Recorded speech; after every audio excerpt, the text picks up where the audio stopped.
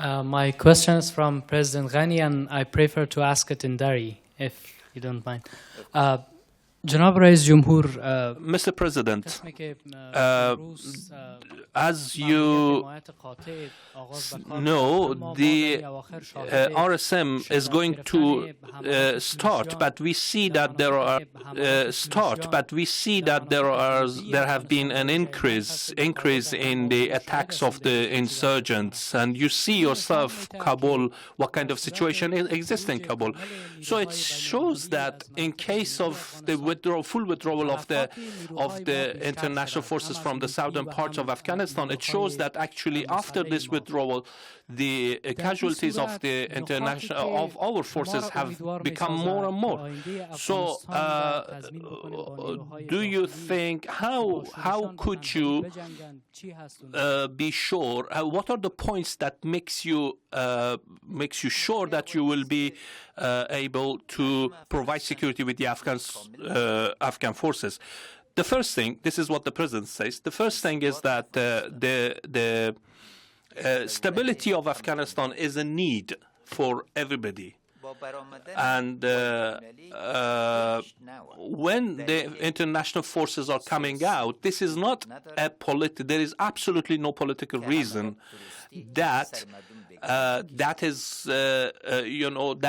there should be more attacks on the civilian people. The ulama of Afghanistan, all the mosques in Afghanistan, all the scholars, they are in Afghanistan. They say that the civilian people shouldn't be killed. From all the mosques of Afghanistan, there is the voice of calling for peace is raised, and they all call for cooperating with the international with our forces. The other issue, secondly, don't underestimate the morale of our forces. Unfortunately, the media in Afghanistan, most of the time, they don't pay enough attention to the people who are actually providing security for us. As the high command of the forces in Afghanistan, I'm actually proud of them. I am defending every martyr. I'm defending every wounded person. They have great morale. They have great leadership, and the leadership is being changed, being improved. I have accepted the resignation, the retirement of 15 generals, and also in the police forces. And there is a coordination. There is a general coordination between the forces of Afghanistan, and it is improved. In fact, there are more ways, more certain ways of making sure that there are better security in Afghanistan. There are already, after the conference, after London conference, you will see for yourself that there would be more coordinated activities in this regard. The other issue I wanted to say, and I've always repeated it, is that the more attacks is carried out by the insurgents, in fact, the less it is possible that we go away from our aim, which is security and peace. So the aim of those attacks are, in fact, to try to distance between us and peace, and also to put question basically the national unity government. But they have to know that neither we are going to distance ourselves from our peace, nor the government support will decrease. So the challenges that exist in terms of security in Afghanistan, we have studied them properly, and our forces have the capabilities to defend our land. Also, in the past 5,000 years of history that we have, this is the first time in the 5,000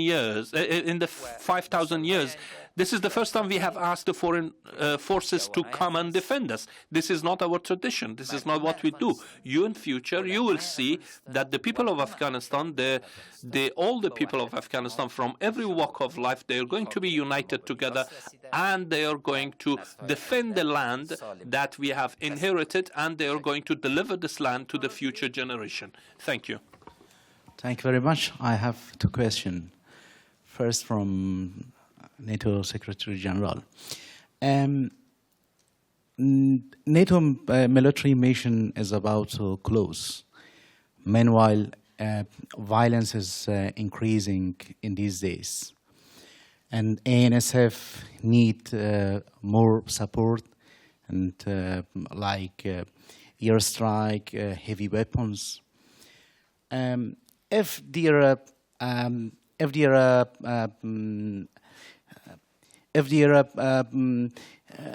need for NATO military operations, will NATO join back in military operations side by side with ANSF? My second question. I think it's one question. Yes. میشه که با فارسی میشه که The Resolute support mission is a non-combat mission, but we really assess the situation in a way that we believe that this is the right thing to do. After more than 10 years, 13 years of military presence in Afghanistan, we believe that we now have reached a point where it's the right thing to do to end the ISAF mission and then to open a new chapter. And I would like to underline that that doesn't mean that NATO is leaving Afghanistan. We will still be there. We will be there with the Resolute support mission. But in addition, we will continue to support the Afghan National Security Forces financially with funds. And thirdly, we are also now starting the work with a task force to look into what the content of the enduring partnership can be. Because we are actually working with Afghanistan in three ways: with the Resolute support, with the financial support for the Afghan National Forces, and then with the enduring partnership. We have just started to develop that partnership. The Resolute support mission is a non-combat mission. The United States is, of course, an important part of the Resolute support mission, but in addition, the United States have some other forces who are who are responsible for counter-terrorism operations in Afghanistan.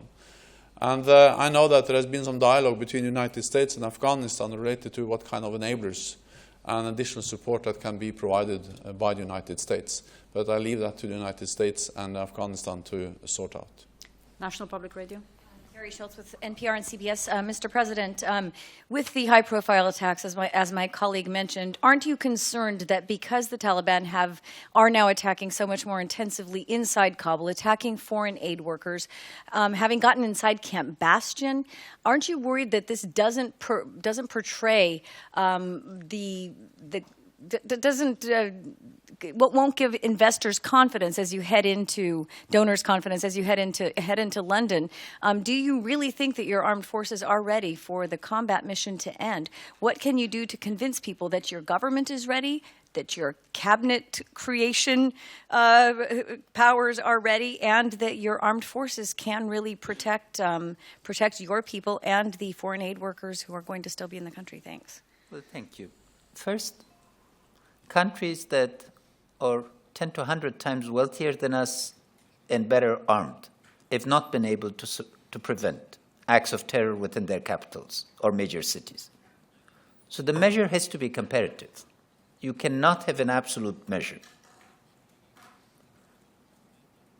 Could you have prevented 9/11 from occurring? We need to be understanding what kind of world we are living with people who have such debased values that they will attack children on a volleyball playing field and civilians. For every attack that takes place, our forces have been able to prevent tens, if not hundreds. But we've inherited a situation that is complex, and our focus is to ensure that the vicious circle ends. We're not dealing with investors in London.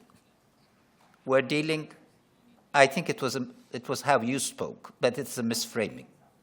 It is our international, we are seeking on the side investors, but our fundamental approach today in London is with our partners, countries. These countries are making commitments on the basis of a well-articulated program that focuses on accountability, on transparency, on rule of law, given the environment that we deal with. If you look at Malaysia, if you look at Singapore, if you look at South Korea, they all experienced conditions similar to us in 1950s and 60s. They were able to overcome them with determined leadership, with a clear sense of vision, and with pragmatic approaches. That's what we intend to do. Had the job not been difficult, I would have not run for it. The task is challenging. The challenges are great, but we have no other options but to take the situation in hand and we deal with them. Are our armed forces ready? Our armed forces are all volunteers. There's not a single person with our armed forces who's compelled to be there. And they're renewing their enlistment for the third and fourth time.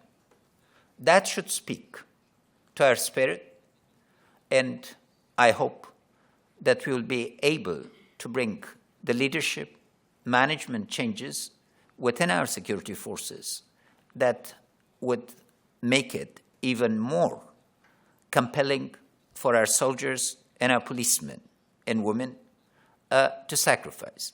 Just one last, we've had examples where a police, unarmed or very lightly armed, have literally embraced a suicide bomber, sacrificing their lives in order to ensure that civilians are spared.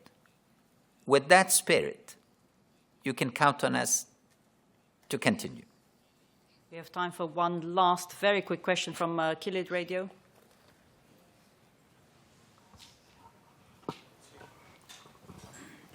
I would like Mr. Secretary to answer my question. How does NATO intend to support effort to promote stability in the region? Thank you. Stability? Yes. In the region. In the region. Afghanistan and the region. First of all, I would like to agree with what President Ghani said, and that is that threats are also interlinked in our world today, and we see that in this region. And therefore, there can be no stability in the region without stability and peace in Afghanistan. So our efforts to try to create stability and peace in Afghanistan is also an effort to contribute to peace and stability in the whole region. So everything we do in Afghanistan also affects the stability of the whole region. Second, I would like to commend the President and the new government for their very active outreach and approach to the whole region. His visits to Afghanistan, his active policy and diplomacy towards many other countries, I think that's key for creating stability in the region. So I very much welcome and support the efforts by the Afghan government and the President to approach the whole region in the efforts to create stability both in Afghanistan and in the region. Thank you very much indeed. Good evening. Thank you. Thank you.